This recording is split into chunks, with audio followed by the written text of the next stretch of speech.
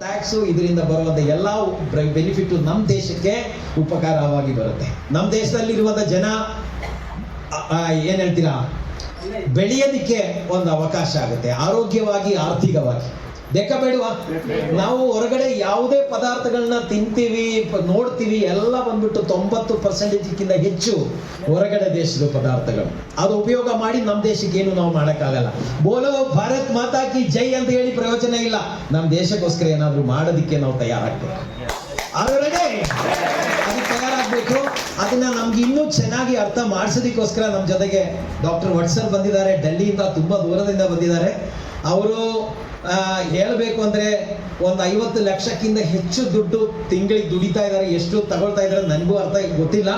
ಅಷ್ಟು ದುಡ್ಡು ತಿಂಗಳಿಗೆ ಬರ್ತಾ ಇದೆ. ಕೆಲವೊಬ್ರು ಜೀವನ ಪರ್ಯಂತ ಏನ್ ದುಡಿತಾರೆ ಅವರು ತಿಂಗಳಿಗೆ ದುಡಿತಾರೆ, ಜೀವನ ಪರ್ಯಂತ. ಕೆಲವೊಬ್ರು ಕೆಲಸಕ್ಕೆ ಹೋಗಿ 10,000, 20,000, 50,000, 1 ಲಕ್ಷ ಎಲ್ಲ ತಗೊಂಡು ಜೀವನ ಪರ್ಯಂತ ಏನ್ ದುಡಿತಾರೆ ಅವರು ತಿಂಗಳಿಗೆ ದುಡಿತಾರೆ. That is a power of RCM. ಇದು ಯಾರಿಗೆ ಸಿಗುತ್ತೆ? ಯಾರಿಗೆ ಸಿಗುತ್ತೆ? ಯಾರಿಗೆ RCM ಅರ್ಥ ಆಗುತ್ತೆ ಅವ್ರಿಗೆ ಸಿಗುತ್ತೆ. RCM ಅಲ್ಲಿ ಜಾಯಿನ್ ಆಯ್ತು, ಐಡಿ ಮಾಡಿದೀನಿ ಅಂತ ಹೇಳಿ ಬರಲ್ಲ ದುಡ್ಡು ಬರಬೇಕು. RCM ಅರ್ಥ ಆಗ್ಬೇಕು, RCM ಪದಾರ್ಥಗಳು ಅರ್ಥ ಆಗ್ಬೇಕು, RCM ಸಿಸ್ಟಮ್ ಅರ್ಥ ಮಾಡ್ಬೇಕು. RCM ಸಿಸ್ಟಮ್ ನಮಗೆ ಗೊತ್ತಾಯ್ತು, RCM ಪ್ರಾಡಕ್ಟ್ ಅರ್ಥ ಆಯ್ತು ಅಂದ್ರೆ ನಾವು ಬೇರೆಯವ್ರಿಗೆ ಇದು ತಿಳಿಸ್ಕೊಡ್ಬೋದು. ನಮಗೆ ಅರ್ಥ ಆಗಿಲ್ಲ ಅಂದ್ರೆ ನಾವು ಒಬ್ರಿಗೆ ತಿಳಿಸ್ಕೊಡಕ್ಕಾಗಲ್ಲ. ನಮ್ಮ ಜೊತೆಗೆ ಇರೋರು ನಮ್ಗೆ ಒಪ್ಪೋಸ್ ಆಗ್ತಿರ್ತಾರೆ. ನಮ್ಮ ಮನೆಯಲ್ಲಿರೋರು ನಮ್ಗೆ RCM ಮಾಡಕ್ ಬಿಡಲ್ಲ. ಕೆಲವ್ರು ಹೇಳ್ತಾರೆ ನನ್ಗೆ ಹೆಂಡತಿಗೆ ಅರ್ಥ ಮಾಡಿಸಿ ಅಂತ. ಹೆಂಡತಿಯವ್ರು ಬಂದು ಹೇಳ್ತಾರೆ ನನ್ ಗಂಡನ್ಗೆ ಅರ್ಥ ಮಾಡಿಸಿ ಅಂತ. ನಾವ್ ಅರ್ಥ ಮಾಡಿಸಿದ್ರೆ ಅವ್ರಿಗೆ ಅರ್ಥ ಆಗಲ್ಲ. ನೀವು ದುಡಿದು ಸಕ್ಸಸ್ ಆಗಿ ನೀವು ಮನೆಯಲ್ಲಿ ತೋರಿಸ್ಬೇಕು. ಆವಾಗ ನಿಮ್ಮ ಮನೆಯಲ್ಲಿರೋರು ಅರ್ಥ ಮಾಡ್ಕೊಳ್ತಾರೆ, ನಿಮ್ಮ ಫ್ರೆಂಡ್ಸ್ ಅರ್ಥ ಮಾಡ್ಕೊಳ್ತಾರೆ.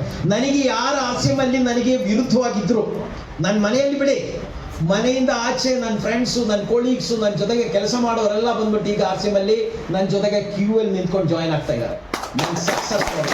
ನೀವು ಕೂಡ ಅದೇ ರೀತಿಯಲ್ಲಿ RCM ಅಲ್ಲಿ ಸಕ್ಸಸ್ಫುಲ್ ಆಯ್ತು ಅಂದ್ರೆ ನಿಮ್ ಜೊತೆಗೆ ಎಲ್ಲರೂ ಬರ್ತಾರೆ.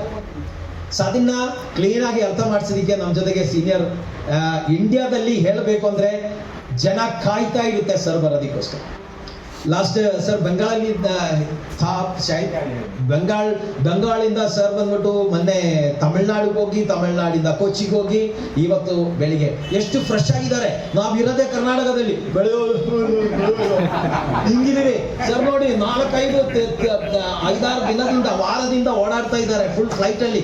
ಈಗಲೂ ಫುಲ್ ಫ್ರೆಶ್.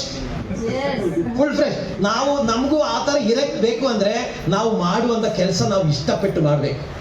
ಯಾರೋ ಬಲವಂತವಾಗಿ ಕರ್ಕೊಂಬಂದು ಕೂರಿಸಿದ್ರೆ 100 ರೂಪೀಸ್ ಅಲ್ಲಿ ಇಸ್ಕೊಂಡಿದ್ದಾರೆ, ಊಟ ಏನೋ ಸಿಗುತ್ತಾ? ಊಟಕ್ಕೋಸ್ಕರ ಕೆಲವೊಬ್ರು ಬಂದಿರ್ತಾರೆ ₹100 ಕೊಟ್ಟು. 100 ರೂಪೀಸ್ ಸರ್ ಊಟ ಖಾನಾ ಮಿಲೇಗಾ.